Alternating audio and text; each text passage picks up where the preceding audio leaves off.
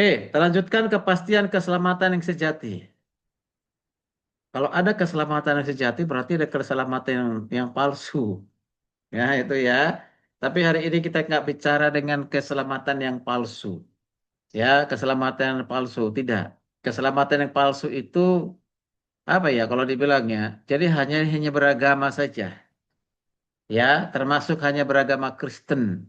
Tapi tidak memiliki kepastian keselamatan. Ataupun kepastian keselamatannya adalah keselamatan ya yang diciptakan sendiri, yang dibuat sendiri, ya, nah, yang dilakukan sendiri, itu ya, dan mengatasnamakan Tuhan. Gitu, hati-hati.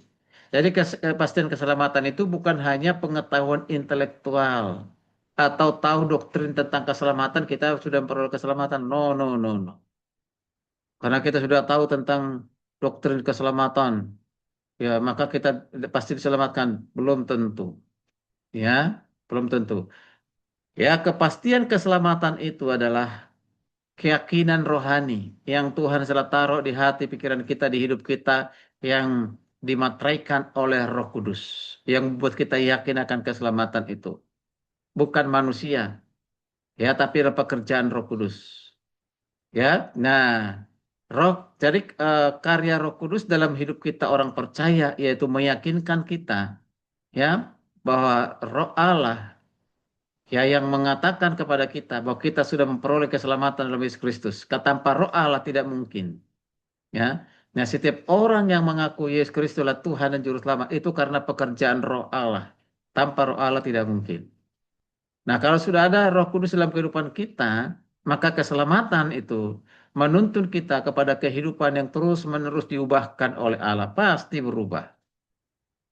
Nah hidup yang berubah menjadi bukti iman yang sejati kepada Kristus. Ya, 2 Korintus 5:17 baca dulu. Ayo, 2 Korintus 5:17. Ini jelas sekali ya Alkitab ini mengatakan demikian. 2 Korintus 5:17. 2 Korintus 5 ayat yang ke-17. Jadi siapa yang ada di dalam Kristus, ia adalah ciptaan baru, yang lama sudah berlalu, sesungguhnya yang baru sudah datang. Ya, ayat ini kan mungkin sudah sering kita dengar, kita baca, bahkan mungkin ada di antara kita sudah pernah mengkhotbahkannya. Tapi mengertikah kita makna ya yang paling dalam dari ayat ini? Ayat ini adalah ayat yang sangat menentukan keadaan manusia, keberadaan manusia. Jelas, jadi siapa yang ada di dalam Kristus, berarti siapa yang sudah di dalam Kristus, berarti dia adalah ciptaan baru. Siapa yang melakukan mengerjakan kita menjadi ciptaan baru? Bukan penginjil, bukan gereja, bukan diri kita sendiri, tapi adalah Allah itu sendiri. Ya, nanti kita baca itu di Yohanes 3 ya. Oke, kemudian orang yang sudah di dalam Kristus, dia ciptaan baru, mengatakan yang lama sudah berlalu. Apa itu yang lama? Kebinasaan. Tadinya kita dimurkai oleh Allah. Ya, ya, kemudian kita mati dalam pelanggaran kita, mati dalam dosa kita. Nah, masih mengikuti keinginan daging, keinginan dunia. Itu kehidupan yang lama. Nah, tapi ketika sudah menjadi ciptaan baru, semua itu ditanggalkan, ditinggal, dibuang ke laut. Jangan ke laut dibuang. Nanti dah kalau datang berenang ke laut diambil orang lagi kan. Kan begitu. Diambil dibawa lagi ke kita ya. Nah, artinya tinggalkan untuk selama-lamanya. Kalau sesungguhnya yang baru sudah datang. Yang baru sudah datang itu apa? Hidup baru. Yaitu keselamatan yang kekal. Kehidupan yang berubah. Cara berpikir, cara pandang, ya, cara berperasaan, bertindak, lain semuanya berubah. Nah, itulah yang baru. Ya, yang baru sudah datang karena kita sudah menjadi anak-anak Allah. Ya, coba kita lihat dulu. Yohanes 3, mulai Yohanes 3 ayat 3 baca. Yohanes 3 ayat 3. Kita lihat nih, siapa yang mengerjakan itu kelahiran kembali itu lahir baru itu. Yuk, Yohanes 3 ayat 3. Firman Tuhan, Yesus menjawab katanya, Aku berkata kepadamu, sesungguhnya jika seorang tidak dilahirkan kembali, ia tidak dapat melihat kerajaan Allah. Ya, sampai situ. Jika seseorang tidak dilahirkan kembali, Akibatnya apa? Tidak dapat melihat kerajaan Allah. Nah jelas. Berarti pentingnya untuk mengalami namanya kelahiran kembali ataupun lahir baru. Oke, baca lanjut. Ayat yang keempat. Ayat Kata keempat. Nikodemus, kata Nikodemus kepadanya, bagaimanakah mungkin seorang dilahirkan kalau ia sudah tua? Dapatkah ia masuk kembali ke dalam rahim ibunya dan dilahirkan lagi? Ya, sampai di situ perhatikan. Ini Nikodemus memberikan tanggapan tentang lahir baru itu. Pengertiannya berarti dia kembali lagi ke rahim ibunya. Yang nggak mungkin lah sebesar begitu. Ya, bayi yang baru lahir aja nggak mungkin sudah 3 hari 4 hari masuk lagi nggak mungkin, ya kan? Dia memahaminya kelahiran secara daging. Ya itu, ya itu pemahaman. Padahal ini seorang tokoh agama loh. Kalau dikatakan itu seorang profesor teologi itu. Oke, lanjut. Ayat kelima.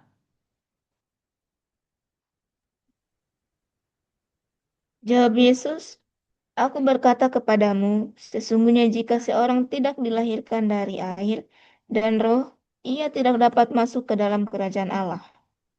Nah, Yesus mengulang lagi. Ini si Nikodemus ini tidak mengerti apa yang saya maksudkan. Dia malah pahami kelahiran secara daging. Makanya saya mengatakan lahir dari air dan roh.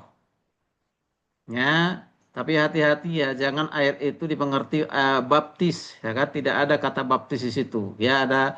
Kadang-kadang orang-orang karismatik ya, mengerti, oh berarti baptisan itu menyelamatkan. Kalau nggak dibaptis nggak selamat. Nah, gitu kan. Itu nggak ada kata itu. Air itu artinya firman. Ya, ya mendengarkan firman tentang Yesus dikerjakan oleh Roh Allah, dia mengalami lahir baru. Namanya kelahiran itu dikerjakan oleh Allah dari atas bukan dari bawah. Artinya kalau bawah itu kedagingan, tapi dari atas itu dengan roh, ya, dengan roh. Jadi air dan firman, firman dengan roh gitu ya. Nah, lanjut ayat yang keenam. Apa yang dilahir, apa yang Ya. dilahirkan dari daging adalah daging, dan apa yang Hmm. dilahirkan dari roh adalah roh. Ya, jelas. Apa yang dilahirkan daging, ini lahir secara daging ini, secara fisik ini, biologis ini, adalah dari daging. Ini akan mati nanti itu. Ya, dan apa nama fisik atau kita ini rumah sementara ini. Suatu saat rumah sementara ini akan dibongkar, diberikan rumah yang baru. Ya kan begitu ya. Tubuh kemuliaan. Ya, makanya jangan tergantung kepada tubuh yang sekarang ini. Ya. Ya, tapi harus dijaga juga supaya jangan sakit-sakitan begitu ya. Nah, barang apa yang lahir dari roh adalah dari roh. Jadi berbeda itu, ya. Jadi artinya gini, seseorang itu harusnya 2 kali mengalami kelahiran. Pertama, kelahiran secara daging, dikandung oleh ibu, ya. Nah, kalau dikandung oleh ibu, dia lahir, dia besar, nah nanti dia akan mengalami lahir baru. Kalau ditanya, ya asal usulnya mau dari mana? Nah, ditanya kepada seorang anak, oh asalnya dari ibu, usulnya dari bapak. Nah, perjanjian berarti suami istri, kan? Yang dikatakan asalnya dari mana? Asalnya dari ibu, usulnya dari bapak. Nah, diusulkan bapak, kita harus punya anak ya. Nah, jadilah kan begitu kan? Nah, jadi itu secara daging, ya biologis. Dan cukup.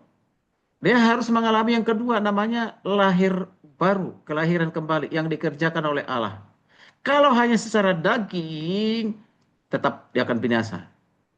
Ya, makanya kita harus mengalami namanya 2 kali kelahiran.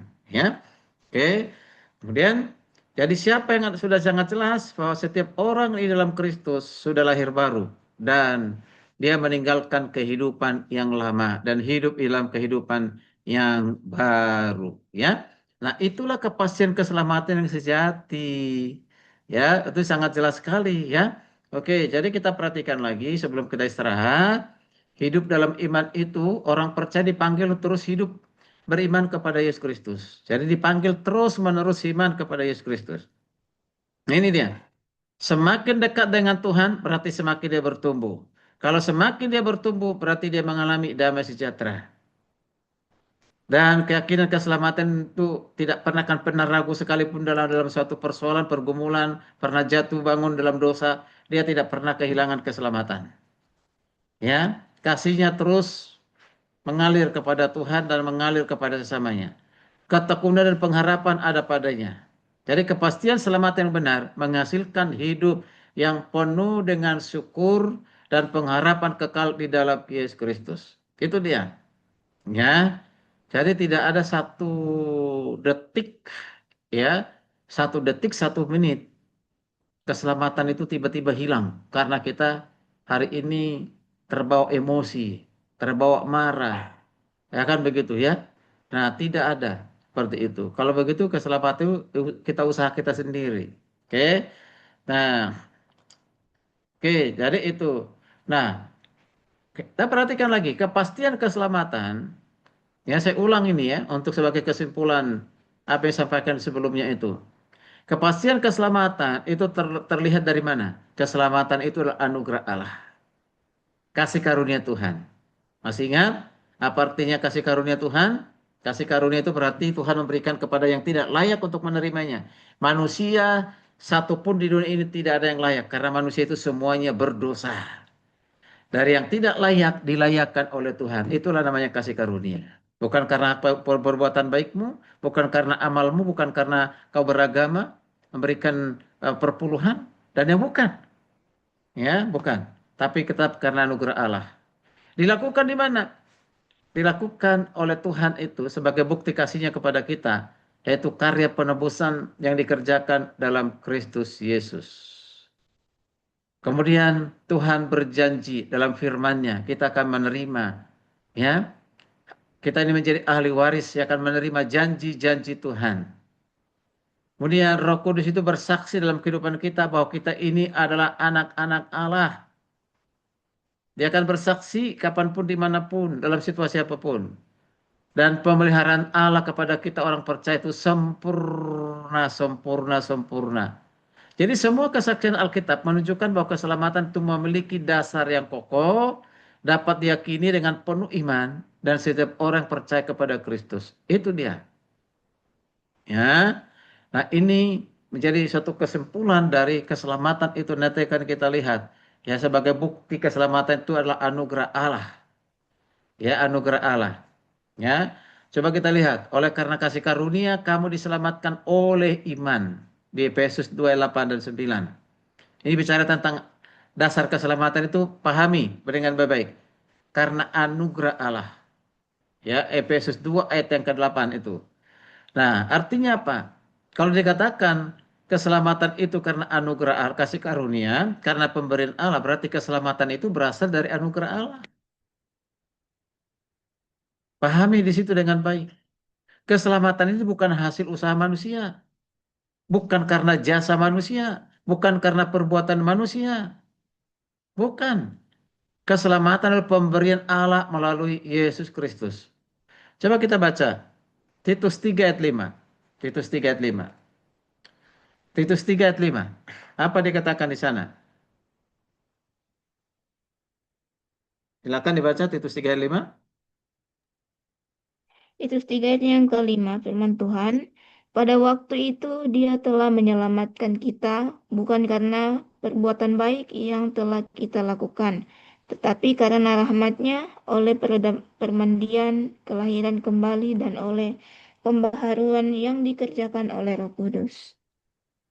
Pada waktu itu kita diselamatkan bukan karena diawali dengan perbuatan baik kita. Bukan. Tapi karena rahmat. Karena kasihnya kita diselamatkan.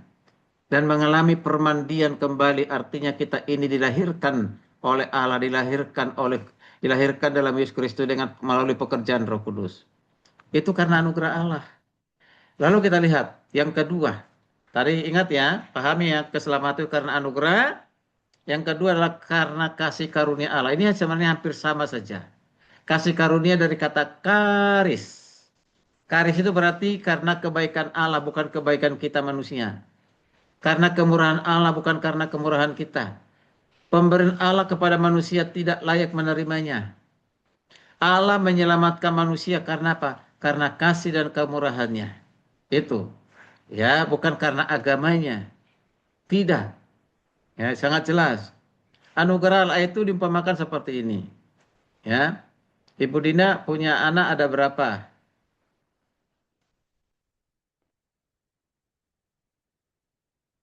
Ada berapa Ibu Dina punya anak? Dua, Udah besar-besar belum? sudah. Udah. Pernah Ibu ulang tahun anak-anak kasih hadiah atau kado? Pernah. Pernah. Ya, pernah. Anaknya waktu ngasih ke ibu, anaknya ngomong apa? Selamat ulang tahun. Nah, waktu memberikan kado, ah, ada nggak bilang begini anaknya? Mah, ini kado selamat ulang tahun ya, Mah. Saya sangat sayang sama Mama. Ini hadiah ulang tahunnya. Mama tahu nggak? Hadiah ulang tahun ini beli di mana? Harganya berapa? Ya kan gitu ya. Nah, ini saya beli di mall. Ya di mall. Wah harganya lumayan mah. Jadi nanti kalau saya ulang tahun mah, Mama juga harus memberikan yang sama bahkan lebih dari ini. Nah, itu pemberian cuma-cuma bukan itu. Itu bukan pemberian cuma-cuma. Ya hanya minta balas. Namanya kalau udah kado ya udah berikan. Entah beli dari mana pun, entah beli dari mall, harganya berapa. Itu nggak perlu disebut. Tujuannya apa? Berarti motivasinya nggak bagus kan gitu ya. Dia memberi supaya diberi. Gitu kan? Itu bukan kado namanya. Kado itu artinya kita memberi ya karena ya kita kasih kita, ya kasih kita, bukan supaya kita dikasihi itu. Ya, kalipun nanti akhirnya balasnya pasti mengasihi kita. Karena apa? Firman Tuhan mengatakan, apa yang kita tabur itulah yang akan kita tuai. Nah, kan? Nah itu. Nah kalau ada anak-anak begitu mesti ditegur. Nah kalau memberi itu tulus ya. Ya berapapun harganya gak usah ngomong sama mama. Kan mama juga terus memberikan yang terbaik. Yang terbaik itu apa? 9 tahun dalam kandungan mama. Sebesarkan seperti yang sekarang. Wih, itu apakah itu sudah yang terbaik? Nah, yang terbaik kan melebihi dari kado berapa sih paling tinggi? 100.000, 200.000. Ya sudah berjuta-juta, puluhan juta yang dikeluarkan buat anak kan begitu. Ya. Nah itu. Artinya apa? Kasih karunia itu diberikan sekalipun orang itu pernah berbuat jahat kepada kita, ya kita ketika di ulang tahun dalam pernikahan kita datang kita memberikan. Nah itu, ya memberikan. Kenapa? Karena kita mengasihi Tuhan, mengasihi Dia, begitu. Ya, oke itu namanya kasih karunia. Gambarannya itu seperti itu, ya. Oke, oke jadi itu. Ya berikutnya kita bisa melihat keadaan manusia yang tidak mampu menyelamatkan diri sendiri. Mengapa manusia tidak dapat menyelamatkan diri sendiri? Ada benang merahnya. Benang merahnya itu apa? Dosa. Dosa itu menjadi penghambat, ya, dengan dosa. Mengapa? Karena Roma 3:23 semua orang telah berbuat dosa dan telah kehilangan kemuliaan Allah, kehilangan gambar Allah, imago Dei yang pada saat manusia pertama diciptakan oleh Allah, diciptakan menurut gambar dan rupa Allah, menurut karakter Allah, itu sudah mengalami kerusakan. Siapa yang bisa mengembalikan yang rusak itu? Manusia tidak mungkin, malaikat tidak mungkin, agama tidak mungkin. Yang bisa mengembalikan itu hanya Allah di dalam Yesus Kristus. Ya. Jadi dosa membuat manusia itu mati secara rohani. Ya, dosa membuat manusia terpisah dari Allah. Oke, nah ini itu harus dipahami dengan baik. Ya. Nah, mati secara rohani ini adalah yang disebut dengan ada kata nekros. Nekros itu apa? Nekros itu mengalami kematian tidak memiliki hubungan dan persekutuan dengan Tuhan. Hubungan persekutuan dengan Tuhan. Dan dia tidak mampu berbuat apa-apa ya tentang dirinya untuk memperoleh keselamatan. Seumpamanya manusia yang mati, ya manusia yang mati itu kan tidak bisa berbuat apa-apa. Betul nggak? Tidak ada manusia ketika mati di rumah sakit, dia keluar sendiri rumah sakit, dia mandi sendiri, dia cari dia cari apa? Peti sendiri, masuk ke peti sendiri, lalu dia berangkat sendiri ke kuburan, dia masuk ke lubang kuburan. Nggak ada kan? Ada nggak itu? Nggak ada. Nah, artinya apa? Kita orang berdosa yang berdosa ini seperti itu, nggak berdaya apa-apa, tidak bisa berbuat apa-apa. Nggak bisa. Ya, dengan cara apapun nggak bisa. Berarti dengan cara Tuhan. Ya. Oke. Jadi keselamatan itu tidak didapatkan karena mencapai moralitas. Karena ritual agama. Karena perbuatan baik. Bukan. Mengapa? Keselamatan itu hanya kita dapatkan, ya, yaitu yang di mana Tuhan melakukan dengan cara sendiri, berinisiatif, ya, datang ke dunia ini dalam pribadi yang agung yang suci Yesus Kristus. Keselamatan itu hanya ada di dalam Yesus Kristus, tidak ada keselamatan di tempat lain. Masih ingat? Jangan pernah lupa itu Yohanes 14 ayat 6. Apa dikatakan tanpa baca Alkitab, Jessica? Yohanes 14 ayat 6.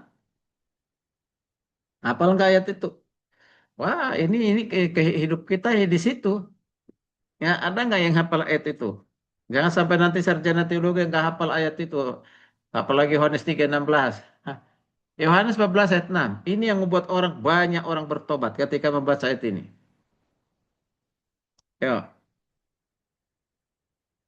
Oke, kalau udah hafal ya udah harus dihafal ya. Ya, itu syarat lulus masuk surga itu. Ya. Ya, silakan. Ada yang hafal nggak di antara kita yang 6 orang ini? Ada nggak? Ada? Kalau udah hafal ya sudah, minta dihafal. Sekarang baca aja dulu. Yuk, baca.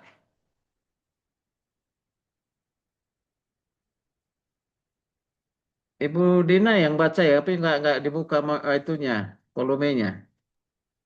Yohanes 14 ayat 6. Kan 14 ayat 6. 14 ayat 6, kata Yesus kepadanya, akulah jalan kebenaran dan hidup, tidak ada seorang pun yang sampai kepada Bapa kalau tidak seorang pun yang datang kepada Bapa kalau tidak melalui aku. Ya, ini ayat Alkitab menggentarkan, ya kan? Yang membuat orang banyak bertobat ketika Roh Allah bekerja, terutama yang tadinya non-Kristen atau belum percaya kepada Kristus. Ketika baca ayat ini, Roh Kudus bekerja. Wow, dahsyat. Artinya apa? Akulah jalan, kebenaran dan hidup, kata Yesus. Yesus Tidak ada. bukan petunjuk jalan, tapi Yesus adalah jalan itu sendiri. Yesus bukan petunjuk kebenaran, tapi dia adalah kebenaran sendiri. Yesus bukan petunjuk kehidupan, tapi dia adalah hidup itu sendiri. Nah, kalau disingkat ini berarti Yesus itu satu-satunya jalan, jalan menuju ke sorga, jalan sampai ke Bapa, tidak ada jalan lain. Ya, tidak ada jalan lain. Berarti kalau demikian, di luar Yesus manusia binasa. Paham itu baik-baik. Ya, maka hari ini menggugah hati kita supaya kita beritakan Injil dimulai dari orang-orang di sekitar kita, yang dekat dengan kita. Ya, tanpa mengalami lahir baru, binasa. Ya, itu. Bukan mudah-mudahan binasa. Maka kesempatan sekarang ini bukan nanti. Itu ya. Nah, dipertegas lagi itu oleh Lukas di kitab Kisah Para Rasul 4 ayat 12. Coba baca, Bu. 4 ayat 12. Ayat 17. 3 ayat 17. Nomor menit. 12. Kisah Rasul 4 ayat 12. Ini juga harus hafal ya, Bapak Ibu, ayat ini harus hafal ya. Ya, hafal dan mengerti. Kisah Para Rasul pasal 4 ayat 12. Dan keselamatan tidak ada di dalam siapapun juga selain di dalam Dia, sebab di bawah kolong langit ini tidak ada nama lainnya diberikan kepada manusia yang olehnya kita dapat diselamatkan. Wow, luar biasa. Itu juga ayat yang sangat menggentarkan, sangat jelas. Di bawah kolong langit ini atau dimanapun di bumi ini, dunia ini tidak ada keselamatan. Mau dicari seperti apapun tidak ada di dunia ini.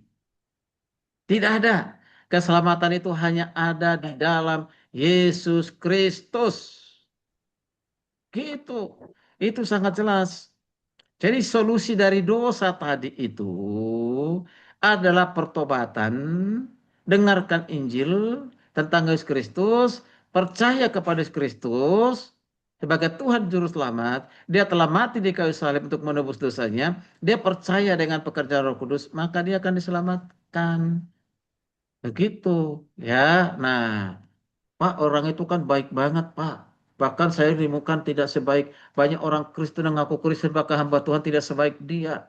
Boleh nggak Pak menikah dengan dia, sekalipun tidak seiman? Orangnya pokoknya baik banget, penuh kasih, penuh hormat kepada saya, pada anak-anak muda di gereja. Ya, jauh Pak.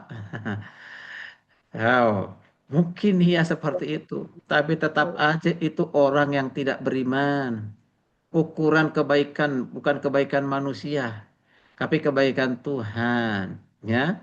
Ya udahlah, karena suka dengan dirimu ya tetap melakukan baik untuk apa? Memenangkan hatimu supaya suatu saat nanti jadi miliknya, setelah menjadi miliknya udahlah, dihabisin dah kau, kan begitu. Ya. Iya, nah itu. Jadi dia berusaha untuk berbuat baik, menghormati, diperhatikan semuanya. Ya pada saat tersandung, aduh langsung diolesin kakinya dengan minyak gitu kan. Nah itu ya. Rambutnya berantakan, gak sih, kamu cocok rambutnya warna-warni karena kamu putih, akhirnya dibawa ke salon ya kan. Ayo kita makan jangan makan di Amigos. Tahu nggak Amigos itu? Restoran Amigos itu maksudnya agak minggir got sedikit, ya kan? Nah itu, ya, nah itu Amigos. Kita makannya di mana? Di mall. Nah, semua keinginan wanita itu diikuti kan. Nanti setelah menikah, udah menjadi miliknya, udahlah.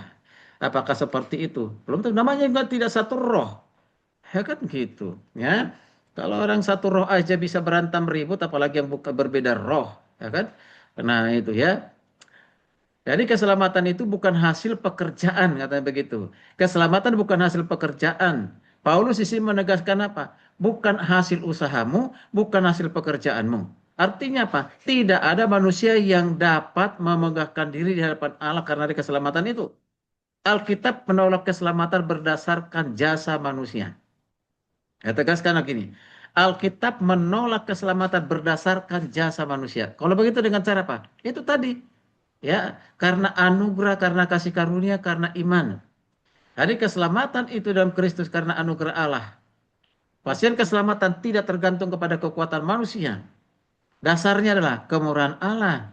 Dasarnya apa? Kesetiaan Allah. Dasarnya apa? Karena kasih karunia Allah yang tidak berubah. Walaupun pada saat kita manusia mengalami kelemahan, pernah jatuh dalam dosa, dia tetap setia mengasihi kita. Ya, mengasihi kita. Oke, baik. Ya, kita istirahat sebentar. Nanti akan kita lanjutkan di seterusnya. Istirahat sambil persiapkan kalau ada pertanyaan ya. Oke, kita istirahat dulu sebentar ya. 10 menit baru kita lanjutkan.